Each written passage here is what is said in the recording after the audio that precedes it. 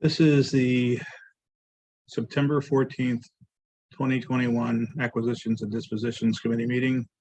It is starting at 3:30 p.m.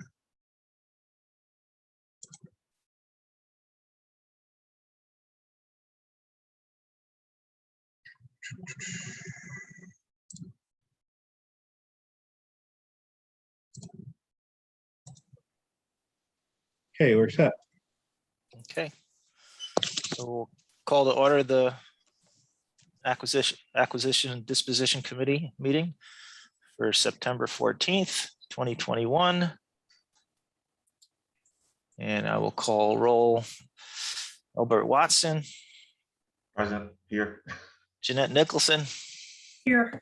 Heather King, Here. Tony Tazi. Here. With us also is Catherine Hedgeman. Tony distributed meeting minutes from March 23rd and April 13th. Everybody had opportunity to review those. Any comments or discussions? No. We hear a motion to accept the meeting minutes. I'll make a motion. I'll second. All in favor? Aye. Aye. All right, Property Disposition Committee recommendations. Let's see, can I just go back to the, Albert, you did not vote on that because you weren't here then, right? Yeah, no, I didn't. Okay. Sorry.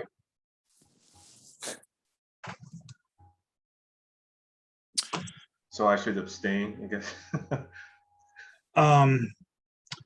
Yeah, I mean, you weren't at that meeting, so. Yeah, so. I thought, I didn't think I heard you say aye, so I assumed you weren't voting, but I might not have heard.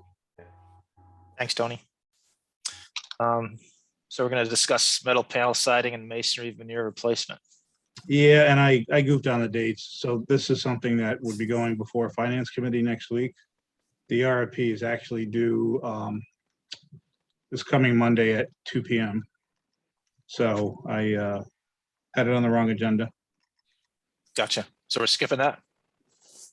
Yeah, unless you guys want to talk about any element of it. No need to, if you don't want to. I'm good. Okay. I'm good. All right, we'll move on to enforcement. Status of sold properties. So 33, that should be 3325 6th Avenue. Sorry about that on the agenda. 3235 is 7th Avenue.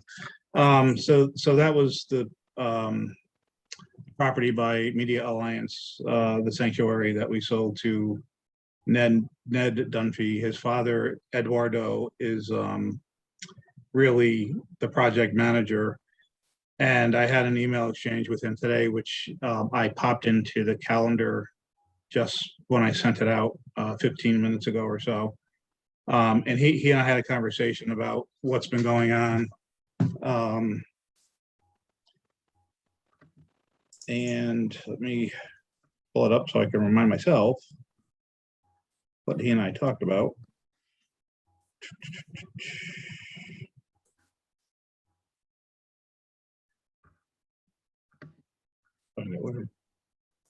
There's so many things open, I confuse myself.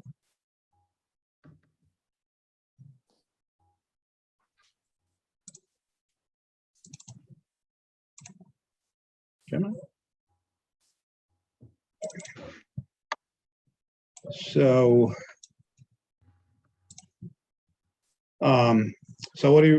what Eduardo, the father and project manager, reported to me was that he has hired TAP to prepare drawings that are needed for submittal for a building permit application to code enforcement, and that he expects that to be submitted next week. And that TAP has been working on the drawings for about a month or two.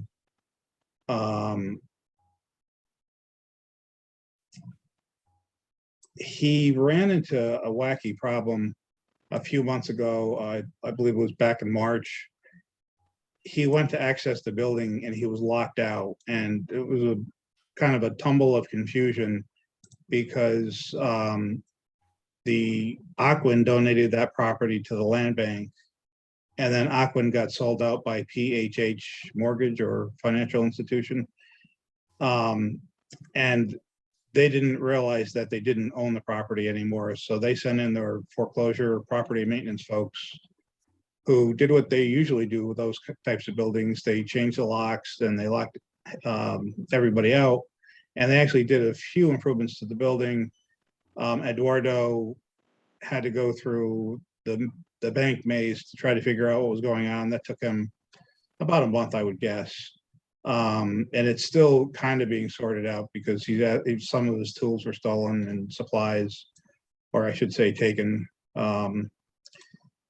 And so that was an issue that happened. He also, the last time I called him, which was a couple of months ago, I think, to ask for an update, he told me he was just getting over COVID. And I remember him telling me he went down to see his dentist in Mexico, which is probably not a good place to go during COVID. And that's where he caught COVID, on the plane. At the time, he said he was having long hauler symptoms. When I talked to him a day or two ago, he said that's largely gone. And he's able to focus as he normally would. So, I mean, that was a factor in some of the delay. So how far along is he on the enforcement note? When is it up? It is due November 5th. All right, so if he's gonna need an extension, which if he's Yeah. working with TAP, he's going to. Yeah, He needs to get that in with an explanation and then we can extend that. yeah. I just checked the enforcement note just before our meeting, so Okay. I'll send him an email saying, please request an extension. Yeah, he's gotta do it. Yeah. The city is, and the council is adamant about enforcement. So if he doesn't put it in, I'm gonna have to put him on notice that we're taking the property back. So let's just make sure that, he gets us something, a timeline for completion and what he has to complete. So, No, actually, I did have that conversation with him, and he is going to put something together. I apologize. It Okay. just dawned on me that we had the conversation. let's make sure he gets, a lot of times they don't submit it and then you and I are like, what happened here? So. Yep, I can remind him.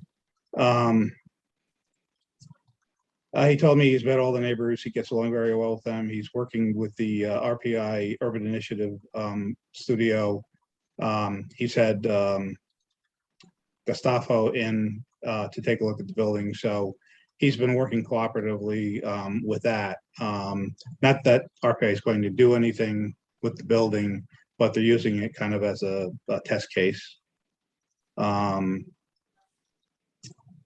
And I do have a note in my email that I suggested he require extension of time and that he requested sooner than later. So so that the board can act on it in time. And I requested a narrative as part of the extension request that identifies the issues he's encountered that have impeded progress, what progress has been made to date, photos, contracts, drawings, etc. All the stuff Keith tells me to ask for. And he has provided me with a slew of photos. It does not show a lot of progress in the building so far, but without a building permit, I wouldn't expect there to be much. He has done interior demolition work in the building primarily. And ironically, the day I talked to him, which was, I believe, yesterday, he was actually in the building. So he lives down, I think, in Long Island. So I was surprised he was up there. So that's his status.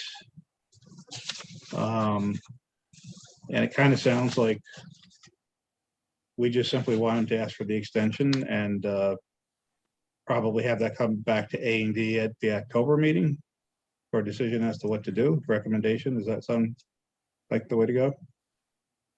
Okay. Yep, that sounds good. That's exactly right.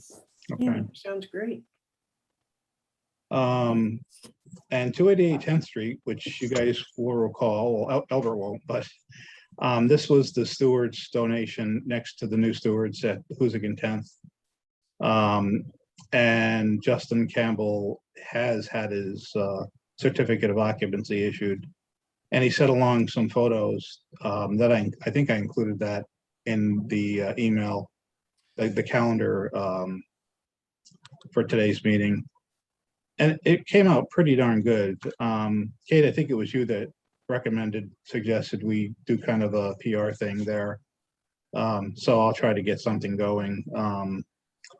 Justin's done a lot of the work himself. He has had a lot of it contracted out, but it's really nice to see that this building turned out. I really think turned out in a way that a lot of folks can be happy and proud of. Yeah, no, it looks good. It's beautiful. So, oh, you guys saw the photos. Okay, Yeah. it's great. Do you have before pictures? I do have a ton of before pictures. I'll send them along.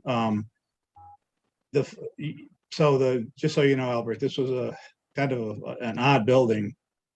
When Stewart's went to the City Planning Commission to ask for site plan approval, the city said, because this building is proposed for nomination on the state or national register, it's as good as being on the register. So you have to move the building. You can't tear it down. You have to move the building over one parcel. Oh, So Stewart's, according to what they told me, spent $325,000 to move the building to the next lot. And they didn't want to be landlords. So they donated it to us, no doubt for the tax deduction purpose. So the building was inhabited before it was moved. So it was in pretty good shape to start with, but I think Justin's done a really pretty admirable job. So, looks good. but you would like to see some photos? I'm sending him the MLS listing right now. Oh, cool. MLS listing. Hold on. That can't be for sale. No, from when we sold it. Okay. I was a little worried. No. Thanks. So let me know if you got it, Albert. And then you can click the link and it'll take you through the pictures. Okay.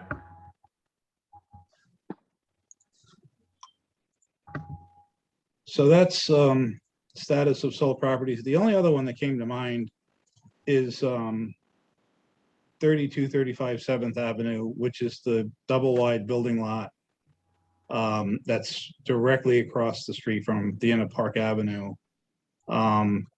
We sold that as a building lot and nothing's happened. So I just happened to think of it today. I think I need to ask the owner of the lot, which is Paul Palawota, what he's done, what the plans are, the standard update. But it's been, I think he's passed his expiration date, Kate. I think we gave him 2 years because it's a new build. All right, well, he needs an extension too. Yeah. He's doing anything. We'll find out.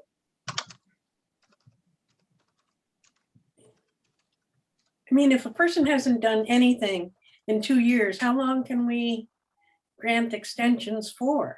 I mean, Well, you also have to take in consideration that a lot of builders and developers had to go on pause for an extended period of time.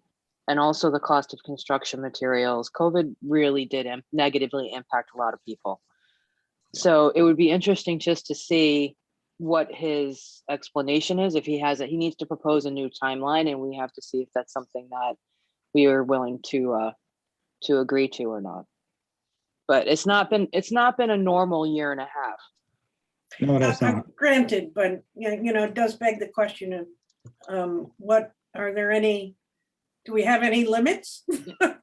Yeah, we absolutely do. So he needs to Okay. tell us. It's called communication. Communicate.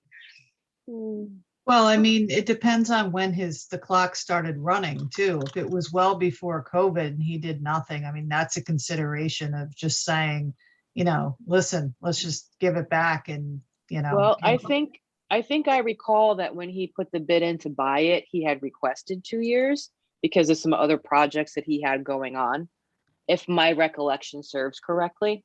But don't quote me on that. Well, I think we ought to find out when he. Yeah, I mean, that's just seems, Actually, I have dyslexia.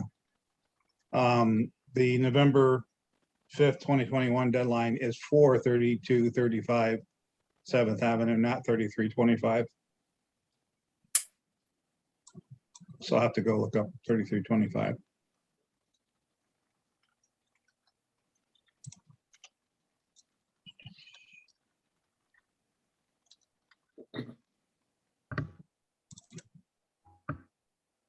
Of course, it's not there. Okay.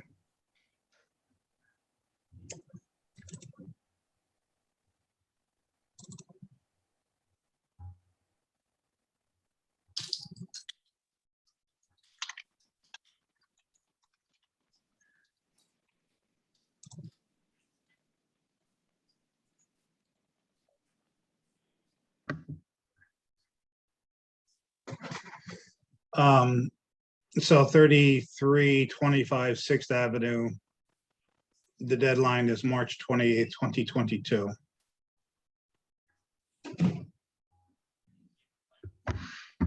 So, glad I caught that. Sorry about the error. when did we sell it to him? This shows 28th day of September 2020. we still should get a status report though. Yes. Yeah. Yeah, and he did say he was going to provide that, and he's been pretty good. They've both been pretty good to deal with, so I don't expect too many problems. But I will follow up on it. Foreclosure status updates, 785 River and 836 River. Kate, We're still trying to get him to sign the deed back over. There's no update yet. I'll give him a little bit and then we'll have to decide whether we're going to make a motion to hold him in contempt. And that's for both properties? Yes, Yep. yeah, it's the same guy. Yep. All right. Updates on projects, 791 River. our favorite project. So I ordered the new masonry. That's going to be shipped to the site in about, I believe in about 3 weeks. I paid for 50% of it, and the other 50% is due on delivery. This is coming from Westbrook, Connecticut. They've been really, really good to deal with. So the RFP is out for, as I mentioned earlier and corrected myself, the RFP is out for both the corrugated metal panel siding, which I have one response to. I haven't opened it because I won't open them until after the deadline. And I have interest in some masonry contractors or general contractors to do the veneer. So, hopefully we'll have good contractors that can jump on it quickly and beat out the weather that's going to be here before we know it. Sounds good. Yeah, I wish it was out earlier, but it is what it is. 54 Fifth Avenue, I was in there last week, and SEAT is really making good headway. I can see that building being done possibly the end of this month, early next month. So that's going to probably go to market very soon. I skipped over 11 Winnie Avenue. So somebody stole the entire building. It's been broken into so many times. It's like, why don't you just take the whole building? I think the last time I reported to you guys that the last break-in, which was it was about a month ago, they stole the last appliance, which was a refrigerator and the furnace that was in the cellar. I spoke with the general contractor, Johnny Bobo, And I also spoke with code enforcement a couple of weeks ago. I was under the impression that because the International Building Code says you need to have a sink, a refrigerator, and a cooking device, that we needed to have a sink, a refrigerator, and a stove. Code enforcement says, no, you need heat on the building, you need hot and cold water, and you need a kitchen and bathroom sink and a toilet. So real basic stuff. So the flip side to that is we do not need a refrigerator or a dishwasher or a stove to get a CO for the property. So I don't know if I wanted to have a conversation with you guys, because I'm not sure if you would like to sell the building without the appliances, or to put the appliances back in and hope that no one breaks in and takes another set of appliances. Can we get large cardboard cutouts of appliances, you know, like, and just put them in place there? So That's they what I can have that's what I have in my visualize it. office. Yeah, so that they can visualize it when they walk in, and then we can say, hey, we'll provide them. But, or I either way, it's Yeah, it seems silly to purchase new ones. Number one, they're probably not available for months and months. That's another issue. Yeah. My wife, ironically, my wife went out to look at a new couch for our house yesterday, and they said that 6 to 12 months. What? So, Oh, really? yeah. Yeah. So, Wow. and I was driving home last Thursday and I heard on the news, DOT suspended any prediction of when the Sitterley Road Bridge over the Northway is going to be replaced because they can't get steel. So, I mean, COVID still is impacting everyone. Tony, was there a discussion with Johnny Bobo about who's responsible for those? There wasn't. appliances? There wasn't. Kate and I had that conversation. And Kate, you wanna? There is some text in the contract, but it's not really solid. It says the contractor is responsible for the safety and protection of people and things. But Kate didn't feel that that was a strong enough provision for us to be able to go back at Johnny Bobo. Also, it would result in a lien on the property, which would bind up the property if we tried to sell it. Kate, if I'm off base, please let me know. Sure. So the language in there is really for construction purposes and the supervision and control of the work that goes on at the premises. We can't delegate as a landowner the duty to secure the premises. What Tony referred to there with regard to the lien was that, he said, well, Tony had mentioned, well, I don't want to get into this in a public session, but in any event, it just wasn't prudent to do it. And we really don't have any contractual basis to do it. And it's unfortunate that this keeps happening, but I think we just need to stop putting things in there. I mean, I just can't believe it. So I did ask Johnny to get back to me on what the cost of replacing the furnace would be, because we have to have that. And the 2 water heaters were not installed because of the fear of theft. So now that the basement has a door that locks, I think we're going to need that anyway. So I mean, can I ask a stupid question? Wouldn't you have to know what you're doing to steal a furnace, or was it not installed yet? fully installed and very neatly removed. So, Gas was on? well, no, they turned the gas off. Who turned the So- gas off? Well, whoever stole the furnace. Ah, the I professionals. mean, that's when the gas was on at the house. Oh, yeah, the gas is definitely there. Whether it was actually, whether the valve was turned on Yeah. or not, I don't know. I just know that what I saw it missing, and I looked around, it's like, oh, well, they did a nice neat job removing it. The ductwork wasn't dented or really? anything like that, and the gas valve was turned off. Which So- obviously would have been a whole different problem. Looks like they took their time. When you talked to Johnny Bobo, did he have any indication on what dates he left the property and it was fully installed? And did he notice any of the theft? Well, he was the person who noticed the first theft, which was the kitchen sink. Mhm. And he also was the first person that the second incident was someone stealing the lockbox keys and the keys to the two interior entryway doors. And he's been the first generally to notice other, pretty much everything that's been missing, he's noticed first, but he's the contractor, so he's in there. I noticed the furnace missing, and I was kind of stunned when I looked and saw it's gone. I called Johnny and I said, did I miss something? Was a furnace installed? Because I started kind of second guessing myself, and he said, yeah, it was installed. I said, well, it's not there. He said, it's not there. So I think that was probably the only thing that he didn't see missing before I did. Who installed it?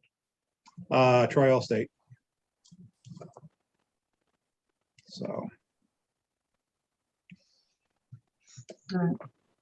Yes, and I should also mention, I received a call from the person whose name I can't remember, Goisha Rakazowski, who we sold 822 River Street to. And she called me because she was frantic because her place is being broken into and they're stealing tools and generators and electrical supplies. And she was frantic about it. I know Johnny Bobo, who actually is doing 3229 6th Ave and 3229 and 822 River, with the backyards actually back up to one another. I remember the first time Johnny noticed something missing from 11 Winnie, he was freaking out because he was afraid somebody might have broken into 3229 and taken his tools. But I believe when he went there, there were no tools that he had at the building. So.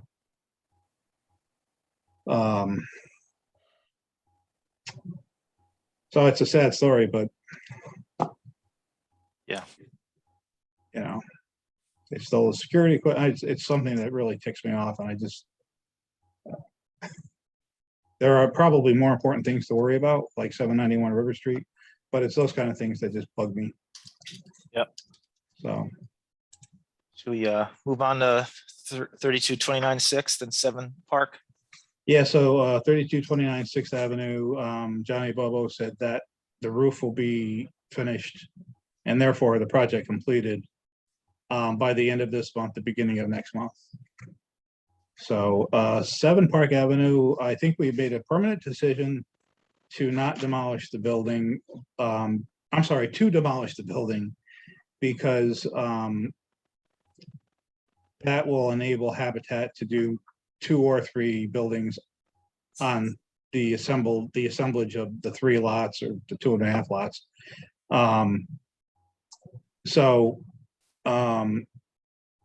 We have reallocated funding from enterprise community funding from 7 Park Avenue to the other projects that are on 54 Fifth Avenue and 11 Winnie and 3229 6th Avenue.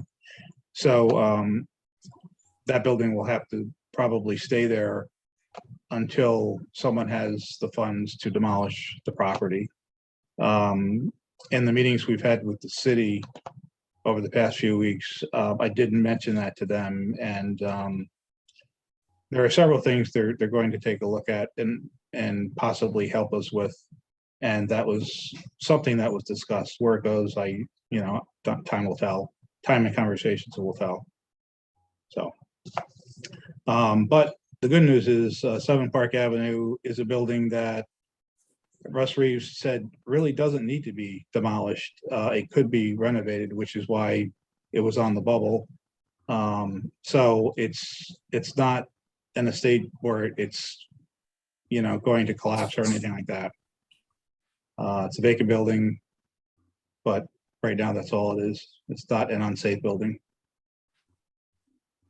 Yeah. Okay. That's all of our agenda. Is there anything else anybody needs to discuss, like to discuss? The one thing we jumped over was the property disposition committee recommendations.